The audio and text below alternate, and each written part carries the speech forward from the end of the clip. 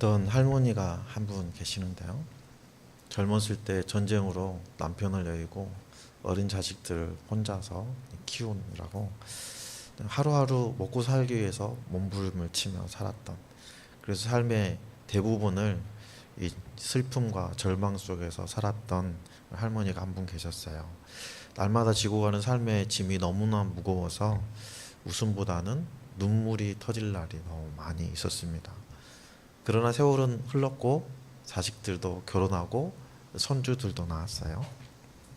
손주가 태어나니까 이 할머니의 인생이 좀 달라졌어요. 손주들의 웃음소리에 피로가 풀리고 손을 잡고 기도하고 또 함께 그 고사리 같은 아이들 손을 박수치면서 함께 찬송하는 그 시간이 할머니에게는 새로운 기쁨을 안겨주었습니다. 할머니는 이렇게 고백해요. 내 인생은 잿더미와 같았는데 하나님께서 그 죄 위에 꽃을 피워 주셨습니다. 이 고백은 단순한 감상적인 그런 말이 아니라 하나님의 회복의 은혜를 경험할 수 있는 사람만이 할 수 있는 믿음의 고백입니다. 우리 삶에도 지우고 싶고 다시 기억하고 싶지 않는 그런 깊은 상처로 남아있는 시간들이 있을 수 있죠. 말하고 싶지 않는 아픈 기억들도 있고 돌아보고 싶지 않는 실패의 순간들도 있을 것입니다. 하지만 주님은 그 상처 위에 새로운 이야기를 쓰시고 절망 위에 새로운 희망을 심어주십니다. 이스라엘 백성들도 그런 시기를 겪었어요. 포로 생활에서 귀환했을 때 예루살렘은 무너져 황폐해져 있었고 성전은 폐허가 되어 있었습니다. 그들은 성전만 재건하면 모든 것이 일사천리로 잘 진행되고 화평하고 화목해질 것이다 라고 기대를 했어요. 성전만 재건되면 예전의 영광과 평안이 돌아올 것이다 라고 기대했었습니다. 그러나 성전 재건이 시작되었지만 여전히 현실은 어렵기만 했습니다. 현실은 그들의 기대와는 전혀 달랐어요. 여러 가지 방해로 성전 건축이 지연되었고 여러 가지 어려움으로 인해서 성전은 결국은 성전 재건이 멈춰질 수밖에 없었죠. 그런데 사람들은 어떻게 위안을 삼냐면 아직은 때가 아니다 라고 성전 재건에 대한 손조차도 놓아버렸습니다. 자기 집 짓는 데는 발걸음이 빨랐지만 하나님의 성전의 그 황폐함은 그대로 방치하고 있는 백성들에게 하나님께서는 성전을 다시 건축하라고 명령하셨어요. 그리고 그들이 성전에 기초를 놓을 때 하나님께서는 복을 약속해 주셨습니다. 학개서 2장 19절 말씀을 보면 곡간의 씨앗이 아직도 남아있느냐, 이제까지는 포도나무나 무화과나무나 석류나무나 올리브나무의 열매가 맺지 않았으나 오늘부터는 내가 너희에게 복을 내리겠다 라고 말씀하세요. 그런데 하나님의 이 약속에도 불구하고 현실은 변한 것이 없었어요. 기대한 풍요함도 형통함도 일어나지 않았습니다.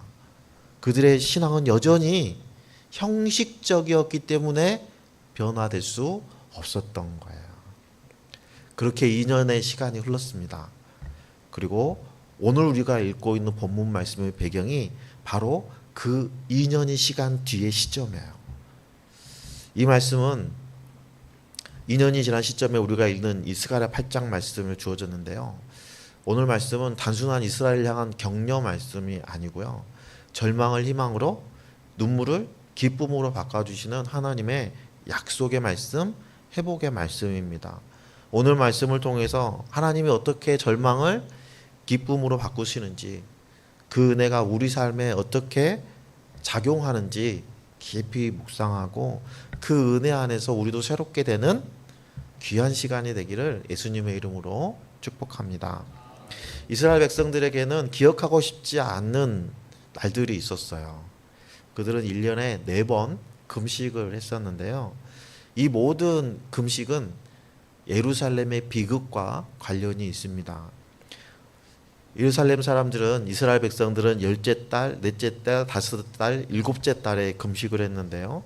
열째 달은 바벨론이 예루살렘을 포위한 날이고, 넷째 달은 예루살렘 성벽이 무너진 날, 다섯째 달은 예루살렘과 성전이 무참히 파괴당하고 수많은 백성들이 살육당했던 날, 그리고 마지막 일곱째 달은 바벨론이 유다 생존자들을 다스리기 위해서 총독 그달랴를 세웠는데 총독 그달랴가 암살당한 날입니다. 이 모든 날은 하나님의 심판과 재앙의 날이었죠. 백성들은 그날이 되면 금식하면서 눈물과 회개 속에서 하루를 지냈습니다. 그들에게 성전은 단순한 건물 그 이상의 의미가 있었죠. 바로 성전은 하나님의 임재와 은혜의 상징이었던 거죠. 그런데 그 성전이 무너지고 그들은 포로로 끌려갔습니다. 이스라엘이 포로로 끌려간 이유를 성경에서는 뭐라고 말씀하시나요? 이사야서를 통해서 이스라엘 백성들의 마음을 돌리기 위해서 선지자들을 통해서 회개와 순종을 촉구했지만 백성들은 여전히 불순종했다 라고 말씀하고 있습니다. 결국 하나님은 그들을 여러 나라로 흩으셨고 아름다운 땅은 황폐하게 되었어요. 스가랴서 7장 14절 말씀을 보면 나는 그들이 알지도 못하는 모든 나라로 그들을 폭풍으로 날리듯 흩었고 그들이 떠난 땅은 아무도 오가는 사람이 없어서 폐허가 되고 말았다. 그들이 아름다운 이 땅을 거친 땅으로 만들었다라고 말씀하십니다. 분명히 하나님께서 심판을 주셨는데 누가 이 아름다운 땅을 황폐하게 만들었다고 말씀하십니까? 그들이 누구죠? 이스라엘 백성들이. 이스라엘 백성들이 하나님의 말씀에 불순종함으로 말미암아 이 땅이 황폐하게 됐다는 거예요. 그런데 오늘 본문 말씀에서는 하나님은 놀라운 반전을 선언하십니다. 과거 불순종할 때는 재앙을 작정하셨지만 이제는 은혜를 베푸시기로 뜻을 정하셨다는 거예요. 15절 말씀해 보니까 이제 내가 다시 예루살렘과 유다 족속에게 은혜를 베풀기로 뜻하였나니 너희는 두려워하지 말지어다. 이렇게 말씀하십니다. 하나님께서는 절망과 애통의 금식일이 기쁘고 유쾌한 절기가 되도록 변화시켜 주시겠다고 약속해 주십니다. 그런데 여기에는 조건이 있어요. 하나님께서 작성하신 이 은혜를 받기 위해서는 이스라엘 백성들은 변화된 삶을 살아야 합니다. 거룩하신 하나님께서 이스라엘 백성들과 함께 가신다고 하셨으니까 이스라엘 백성들도 당연히 내가 거룩하니 너희도 거룩하여라 하는 말씀에 따라서 거룩해져야 되는 거예요. 현실은 여전히 압제와 어려움 속에 있지만 하나님의 명령에 따라서 변화를 선택한 백성들은 그들에게 닥쳐오는 절망이 깊으면 깊을수록 하나님의 은혜를 더 깊이 경험하게 될 것입니다. 재앙의 날이 기쁨의 날로 바뀌는 것은 단순한 회복만이 아니라 완전한 새로운 창조예요. 하나님은 과거를 덮으시고 이스라엘을 진리와 화평의 나라로 다시 만들어 주시는 거예요. 그렇다면 어떤 것이 바뀌게 되는 걸까요? 첫 번째는 하나님의 뜻이 재앙에서 복으로 바뀌었습니다. 하나님은 먼저 이스라엘의 죄에 대해 심판을 말씀하셨죠. 이스라엘 백성들은 죄와 불순종으로 인해서 심판을 받았지만 하나님은 그들에게 분노로 끝내지 않으시고 회개하는 백성에게 자비와 회복을 선언하세요. 여전히 죄인입니다. 그들이 자격을 갖출 만한 다른 어떤 행동도 하지 않았어요. 하지만 하나님께서 복을 작정하셨기 때문에 그들은 두려움이 아니라 담대함과 소망으로 살아갈 수 있게 된 거예요. 하나님께서 작정하심으로 바뀐 것 두 번째는 삶의 방식이 새롭게 바뀌었다는 거예요. 회복은 단순히 형편이 나아지는 것을 의미하는 것이 아닙니다. 삶의 내용 자체가 바뀌는 거예요. 하나님은 은혜로 회복을 선포하셨지만 백성들은 그 땅에서 살아갈 새로운 방식을 요구하고 있습니다. 하나님께서 선포하신 그 은혜에 걸맞은 삶을 살아가는 새로운 삶의 방식으로 살아가야 된다라고 말씀하시는 거예요. 그래서 하나님께서 요구하시는 새로운 삶의 방식은 첫 번째는 서로 진실을 말하여라. 너희 성문 법정에서는 참되고 공의롭게 재판하며 평화를 이루어라라고 말씀하시죠. 그리고 이웃을 해칠 생각을 서로 마음에 품지 말고 거짓으로 맹세하기를 좋아하지 말라고 말씀하시고 성실을 사랑하고 평화를 사랑하라고 말씀하세요. 이러한 모습이 하나님이 기뻐하시는 공동체의 모습인 거예요. 하나님의 긍휼과 은혜를 받은 백성들이 하나님의 말씀에 순종함으로 인해서 기쁨의 공동체를 이루게 되는 것입니다. 하나님께서 작정하심으로 변화되는 세 번째는요, 회복의 은혜가 이스라엘을 넘어서 열방으로 향하게 된다는 거예요.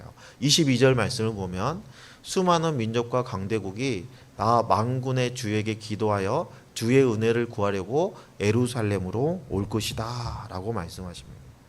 여러분, 지금 이스라엘의 형편은 어떤가요? 포로 귀한 공동체, 여전히 압제당하고 있는 상황인데 하나님께서는 그 모든 상황을 뛰어넘어서 열강이 하나님을 예배하기 위해서 예루살렘으로 몰려든다. 세상의 중심이 예루살렘이 된다라고 말씀하고 있는 거예요. 여러분, 하나님께서 회복시켜 주신 이 공동체 안에 부어주신 이 은혜는 이제는 공동체 안에만 머물러 있지 않아요. 이 공동체를 뛰어넘어서 모든 이방인과 열방을 향해서 흘러가게 되었습니다. 하나님이 이스라엘 백성들과 함께 하심을 다른 모든 백성들이 보고 우리도 하나님과 함께 하고 싶다. 우리도 너희와 함께 하겠다. 이스라엘 백성들의 옷자락을 붙잡고 나도 너희와 함께 올라가게 해달라 하고 사정하는 그날이 온다는 거예요. 여러분, 진정한 회복은 환경이 나아지는 것이 아니라 하나님의 임재가 임하는 거예요. 진정한 회복은 우리가 하나님 임재 안에 머무르게 되는 거예요. 여러분, 요셉이 보디발의 집에서 형통했던 이유는요, 단순히 지혜롭거나 부지런했기 때문이 아니에요. 성경은 분명하게 말씀하십니다. 창세기 39장 2절 말씀을 보면 주님께서 요셉과 함께 계셔서 앞길이 잘 열리도록 그를 돌보셨다. 요셉은 그 주인 이집트 사람의 집에서 살게 되었다라고 말씀하고 있어요. 보디발은 요셉의 말과 행동과 태도를 보면서 정말 하나님은 요셉과 함께하고 있다고 고백하게 될 정도였어요. 하나님이 함께하고 있다는 것을 피부로 느꼈어요. 그만큼 요셉의 삶 속에서는 하나님이 함께 하신다는 그 증거가 묻어나고 있었다는 거죠. 요셉이 보디발의 집에 있을 때 하나님의 함께 하심을 보고 느낄 수 있었던 것처럼 우리의 삶 속에서, 우리의 가정과 우리의 직장과 우리의 공동체 속에서도 사람들이 우리를 보고 무엇을 느껴야 됩니까? 하나님이 함께 하신다는 것을 느껴야 돼요. 우리의 말투, 우리의 일하는 방식, 문제를 해결하는 태도, 어려움을 직면하는 그 과정 속에서 보이는 모든 태도와 형편과 말과 언행, 이런 모든 모습들 속에서 하나님이 함께 하시는 사람은 과연 다르구나 하는 것을 보여줘야 된다는 거예요. 여러분, 우리는 예수님을 영접해서 성령의 전이 되었습니다. 우리 안에 성령님이 내주하고 있기 때문에 우리 안에 역사하시는 성령님은 우리를 통해서 드러나게 되어 있어요. 우리는 하나님의 형상으로 지음받았죠? 아멘. 우리 하나님으로 형상으로 지음받았다는 것은 우리가 하나님의 성품을 가지고 있다는 거예요. 이전에 가지고 있었던 하나님의 성품을 우리가 잠시 잃어버렸지만 예수님을 영접하고 성령님 우리 안에 내주하심으로 인해서 우리는 잃어버렸던 하나님의 성품을 회복할 수 있게 되었어요. 그리고 우리가 성품이 다시 회복됨으로 인해서 우리 안에 자동으로 맺어지는 게 있는데 그것이 성령의 열매입니다. 그렇죠? 성령의 열매로 우리는 세상에 하나님의 역사하심을 증거할 수 있어요. 우리가 맺혀지는 삶에서 맺혀지는 그 열매들로 인해서 하나님이 우리와 함께 하고 있다는 것을 보여줄 수 있어요. 이것이 교회의 사명이고 예수 그리스도를 영접한 성도들의 사명입니다. 여러분, 요셉이 형통함으로 주인 보디발의 집에 유익을 주었던 것처럼 우리의 가정과 우리의 직장과 우리의 공동체 속에서도 우리는 열심을 내야 돼요. 어떤 열심을요? 유익을 줄 수 있도록 열심을 내는 거예요. 큰 유익을 주는 사람이 되어야 됩니다. 하나님이 함께 하시는 사람이라는 영향력을 발휘할 수 있는 사람이 되려면 세상에도 본이 돼야 되고요.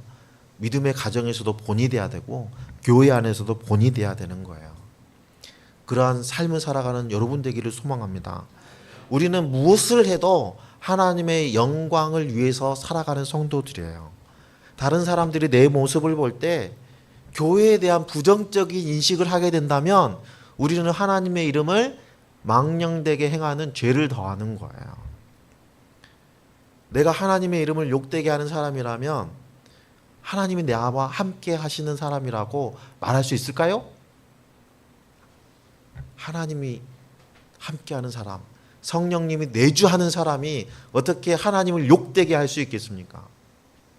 그래서 우리는 무엇을 해도 하나님의 영광을 위해서 해야 되는 거예요. 사도 바울은 먹든지 마시든지 무엇을 하든지 하나님의 영광을 위해서 하라고 하셨잖아요. 우리가 내 몸의 건강을 위해서 막 운동하잖아요. 성도들은 내 몸의 건강을 위해서 운동하는 게 아니라 하나님의 영광을 위해서 운동해야 되는 거예요. 우리가 감기약 하나를 먹더라도 하나님의 영광을 위해서 감기약을 먹는 거예요. 우리가 다이어트를 할지라도 하나님의 영광을 위해서 다이어트를 해야 되는 거예요. 그래야 실패하지 않습니다. 우리가 질병으로 인해서 약을 먹는데 저도 점점 이게 약이 많아지는 것 같아요. 그래서 우리 장인 장모님이 나이 들어가는 것과 먹는 약의 양은 비례한다 말씀하시는데요. 여러분, 약을 먹어도요, 누구를 위해서? 하나님의 영광을 위해서 해야 됩니다. 성도들은 하나님께도 인정받지만 사람들에게도 인정받을 수 있어야 돼요. 주의해야 할 점은 사람에게만 인정받으려고 하면 하나님과는 멀어질 수밖에 없다는 거예요. 여러분, 사울이 버림받은 이유가 뭐였죠? 사람들에게 인정받으려는 그 욕심 때문에 버림을 받은 거예요. 다윗처럼 하나님을 의지하고 하나님께 인정받는 삶을 살아가면 자연스럽게 사람들에게도 인정받는 삶을 살아가게 되는 겁니다. 간혹 성도들이 사람들에게 인정받는 삶을 살아가야 된다 그러면 이건 거룩한 삶이 아니다 라고 오해하시는 경우가 있어요. 그런데 여러분, 하나님 사랑과 이웃 사랑이라는 그 우선순위를 우리가 간과하기 때문에 내가 사람에게 인정받는 것을 터부시하는 나쁜 생각이 들어오는 거예요. 여러분, 누가복음 2장 52절 말씀을 보면요, 예수는 지혜와 키가 자라고 하나님과 사람에게 더욱 사랑을 받았다라고 말씀하셨습니다. 예수님은 하나님께도 인정받고 사람들에게도 인정받았다는 거예요. 그러면 어떤 분들이 이렇게 얘기합니다. 예수님이니까 가능하지 우리 같은 연약한 사람이 어떻게 하나님께도 인정받고 사람에게도 인정받는 삶을 살아갑니까? 아닙니다. 가능해요. 하나님께도 인정받고 사람에게도 인정받는 삶은 시골 촌부도 할 수 있는 일입니다. 시골에 사시는 농부 아저씨 한 분이 교회를 참 열심히 다니시는 분이에요. 그런데 이분은 교회에서만 신실하신 분이 아니에요. 농사를 지으면서도 동네에 어렵게 사시는 분들, 동네에 도움의 손길이 필요한 분들은 당신이 이장도 아닌데 발벗고 나서서 도와주는 거예요. 가을이 되었을 때요, 그 동네에서 사랑의 섬김상을 이 농부에게 준 거예요. 그런데 연말이 돼가지고요, 이 농부는 섬기는 교회에서도요 사랑의 상을 받았어요. 사회에서도 세상에서도 상을 받고 교회에서도 상을 받았어요. 여러분, 불가능한 일입니까? 가능한 일이라니까요. 이 농부 아저씨는 교회에서 집사님이 있었어요. 이 집사님이 교회에서 상을 받을 때 이렇게 고백했답니다. 나는 단지 하나님 앞에서 바르게 살려고 애썼을 뿐인데 하나님께서는 사람들의 마음까지 내게 부어주셨다. 하나님은 나는 그냥 하나님을 사랑한 하나님 사랑, 이웃 사랑 그 말씀에 순종했을 뿐인데 하나님께서도 인정해 주시고 사람들도 인정할 수 있는 길을 열어주셨다는 거예요. 잠언 16장 17절 말씀을 보면은요, 사람의 행실이 주님을 기쁘시게 하면, 같이 읽겠습니다. 사람의 행실이 주님을 기쁘시게 하면 그의 원수라도 그와 화목하게 하여 주신다. 아멘. 주님이 원하시는 신앙은 세상과의 단절이 아니에요. 어디 깊은 산 속에 들어가서 수도승처럼 살아라는 게 아니에요. 어떻게 하라고요? 세상에서 많은 사람들, 길 잃어버린 사람들, 그 사람들과 좋은 이웃이 되어서 그 사람에게 하나님을 소개시켜 주어라. 예수님을 소개시켜 주어라. 내가 경험한 예수님을 자랑해라. 내가 예수님을 자랑하는 걸 우리는 뭐라고 하죠? 우리 아까도 했잖아요. 간증이라고 합니다. 여러분, 우리가 세상에서 빛과 소금으로서 그 작은 일에 충성할 때 하나님께서 우리에게 뭐라고 말씀하신다고요? 착하고 충성된 종이라고 칭찬해 주신다는 거예요. 우리가 끝까지 말씀대로 순종해서 살아가면 우리의 인생을 의인의 삶으로 하나님께서 인정해 주신대요. 세상 사람들이 여러분의 옷깃을 붙잡고 제발 나도 너와 같이 예배드리러 가고 싶어, 나도 데려가줘 하고 사정하는 그날이 된다는 거예요. 무엇 해서요? 내가 하는 거는 딱 하나밖에 없어요. 하나님의 말씀에 순종하는 거예요. 하나님만 바라보는 거예요. 여러분, 우리는 더 이상 슬픔을 기억하는 사람이 아니에요. 우리는 회복의 기쁨을 전하는 사명을 받은 사람들이에요. 우리는 기쁨을 전하는 사람으로 부르심을 받은 사람들이에요. 하나님은 우리의 절망을 기쁨으로 바꾸시고 나만 그 기쁨을 누리는 구두쇠로 전락시키지 않으시고 나의 기쁨을 많은 사람들에게 흘려보낼 수 있도록 복의 통로로 사용하십니다. 내게 주신 그 은혜를, 내게 주신 그 복을 나만 가지고 꼭 쥐고 있으면 나는 사회와 같은 사람이 됩니다. 나로 인해서 그 어떤 생명도 살아날 수 없어요. 하지만 내가 받은 그 작은 것 하나라도 내가 흘려보내주면 나는 생명 샘물, 생명을 품어내는 옹달샘이 되는 거예요. 혹시 지금도 여러분 마음속에 금식과 같은 슬픔이 자리하고 있습니까? 오래된 상처, 아직 해결되지 않은 문제, 반복되는 실패의 기억이 여러분 마음속에 깊숙이 뿌리 내려서 한 자리를 차지하고 있습니까? 하나님께서는 여러분이 머물고 있는 그 슬픔의 자리, 그 절망의 자리, 그 낙심의 자리를 기쁨으로 바꿔주시는 분이십니다. 따라서 여러분이 어떻게 해야 되겠습니까? 여러분의 그 아픔, 여러분의 그 근심, 여러분의 그 절망스러운 마음을 하나님 앞에 내어놓으십시오. 하나님 앞에 드리세요.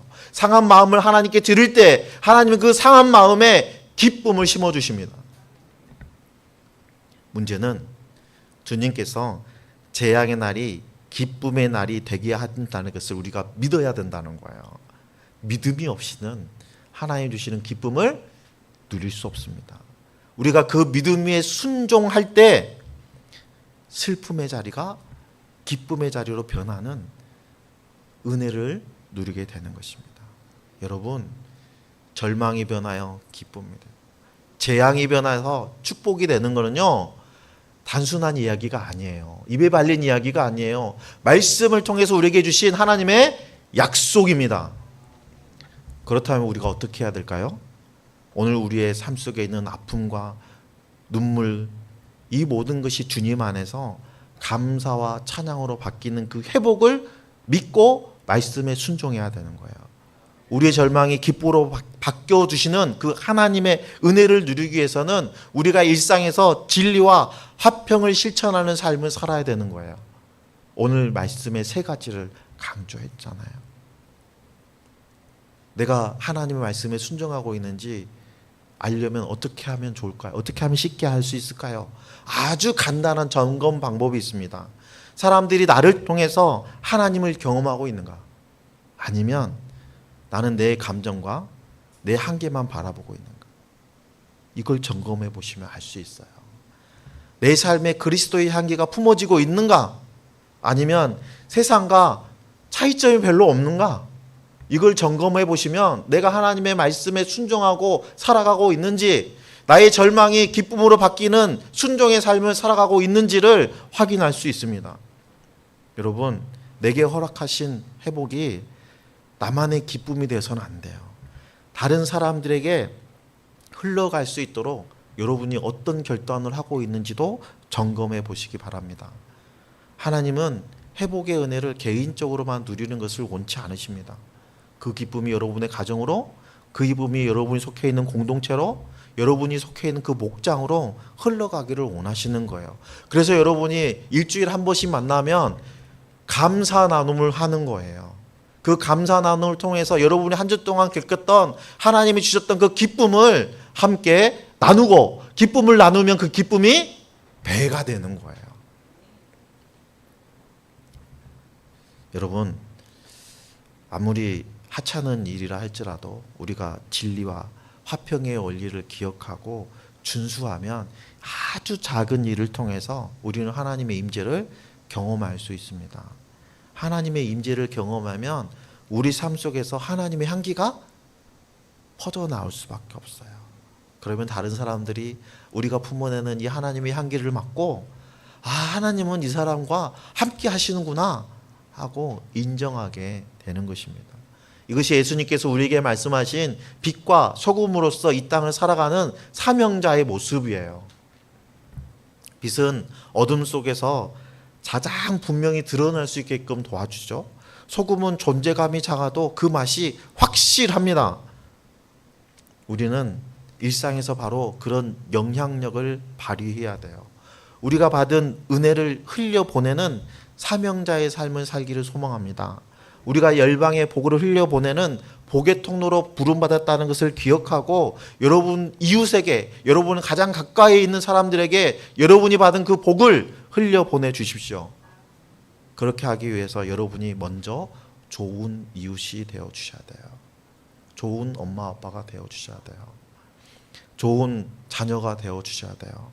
오늘 우리에게 주신 말씀 마음에 새기고 함께 결단하기를 소망합니다. 오늘 본문에서는 우리에게 두 가지를 결단하도록 우리를 초청하고 있어요. 첫 번째는 이제는 슬픔을 붙드는 삶에서 은혜를 붙드는 삶으로 변화되겠습니다 하는 결단이에요. 과거의 아픔이 아니라 하나님의 회복과 기쁨을 선포하면서 살겠습니다 하는 결단이에요. 두 번째는 진리와 화평을 사랑하는 하나님의 백성으로 살겠습니다 하는 결단입니다. 거짓과 분쟁을 멀리하고 가정과 직장, 교회에서 하나님의 성품을 드러내고 내가 속한 공동체를 기쁨의 공동체로 세워나가겠습니다. 하나님 나를 도구로 사용하여 주세요 라고 헌신하는 거예요. 하나님과 약속하는 거예요. 강원도에 산불이 발생해가지고 이번에 우리 비 너무 많이 왔잖아요, 그죠? 며칠 전에는 또 강원도에 엄청나게 갖다 부었잖아요. 이거저기 산사태도 일어나고, 그렇죠? 근데 여러분, 산불이 확 나가지고 모든 것이 타버리고 재가 된 그 자리에서요, 꽃과 나무가 다시 자라기 시작합니다. 여러분, 인위적으로 복구하지 않아도요, 자연은 스스로 복구를 하기 시작해요. 얼마 전에 TV 다큐 프로그램에서 산불 피해를 입은 지역의 편백나무와 산수유를 인공 조림한 지역과 자연적으로 복구한 지역을 비교했는데요. 자연적으로 복구한 지역은요, 참나무랑 이런 게 뭐 4m, 5m 자라 있어요. 그런데 인공적으로 조림한 그곳은요, 아직도 벌거숭이 상태예요. 활착률이 심각하게 낮았어요. 더 심각한 건 뭐냐면요, 그 자리에서 자연스럽게 올라오는 참나무 싹을 인공 조림에 방해된다고 해서 잘라버린다는 거예요. 막대한 세금을 부어서 인공 조림을 만들었는데 다 죽어요. 어느 누구도 책임지지 않습니다. 한 번 산불이 난 지역은요, 산사태가 발생할 위험이 200배가 넘는답니다. 토사 유출로 인해서 2차 피해도 심각하게 우려되죠. 국내 일간 신문에도 자연 복구를 선택한 곳과 인공 조림을 선택한 곳의 차이를 일간지에서 보도한 적이 있어요. 여러분들 지금 사진을 보고 있는 부분이요, 2019년 산불 피해를 입은 강원도 강릉시 옥계면에 위치한 한 산지를 취재한 거예요. 자연 복구를 택한 곳에서는 잎이 달린 4m, 5m 다는 큰 활엽수들이 무성하게 자라났지만 굴참나무나 오리나무, 쌀이나무, 참나무들이 꽉 자리 잡은 자연 복구지와는 다르게 인공 조림지는요, 여러분이 보시는 것처럼 황량한 상태입니다. 소나무가 없어진 그 나리에 햇빛이 쫙 들어오니까 땅속에서 잠자던 씨앗들이 쫙 발화를 해서 그 자리를 차지하기 시작한 거예요. 인공 조림 지역에도 씨 뿌린 적이 전혀 없는데 자연적으로 참나무 싹이 올라오고 오리나무 싹이 올라오고 쌀이나무 싹이 올라오는 거예요. 그래서 참나무로 인해서 인공 조림했던 산수유 나무가 고사하는 일이 벌어져요. 그랬더니 그 산수유 나무를 살리겠다고 자연 발화한 나무들을 잘라요. 여러분, 산불이라는 그 거대한 실패도요, 하나님께서 지으신 그 자연은요, 소생하게끔 안 됩니다. 누가 하셔요? 하나님이 하시는 거예요. 인간의 욕심이 더한 곳은 파괴가 있지만 하나님의 은혜가 있는 곳은 회복이 있는 거예요. 마찬가지 우리의 실패와 눈물도 주님께 맡기면 황폐한 땅이 은혜의 밭이 됩니다. 하나님은 우리의 실패와 낙망이라는 그 죄를 양분 삼아서 기쁨의 꽃을 피우게 하십니다. 여러분, 하나님은 절망을 기쁨으로 바꾸시는 분이십니다. 아멘.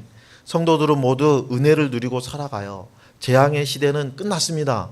이제는 우리는 어떤 시대에 살고 있어요? 은혜의 시대를 살고 있어요. 복의 시대를 살고 있어요. 지금 하나님께서 허락하신 이 복의 시대, 하나님께서 우리에게 복을 선포하셨잖아요. 하나님께 받은 그 은혜 받은 성도로서 우리는 그 은혜에 보답하기 위해서라도 우리는 날마다 진리와 화평의 삶을 살아야 됩니다. 오늘 이후에 순종의 삶을 통해서 이웃에게 선한 영향력을 끼치는 저와 여러분 되기를 소망합니다. 하나님의 영광을 드러내는 삶, 하나님께 인정받는 삶, 하나님께서 함께 하신다고 세상 사람들이 인정하는 그러한 삶을 살아가는 저와 여러분들 되시기를 예수님의 이름으로 축원합니다. 기도하시겠습니다.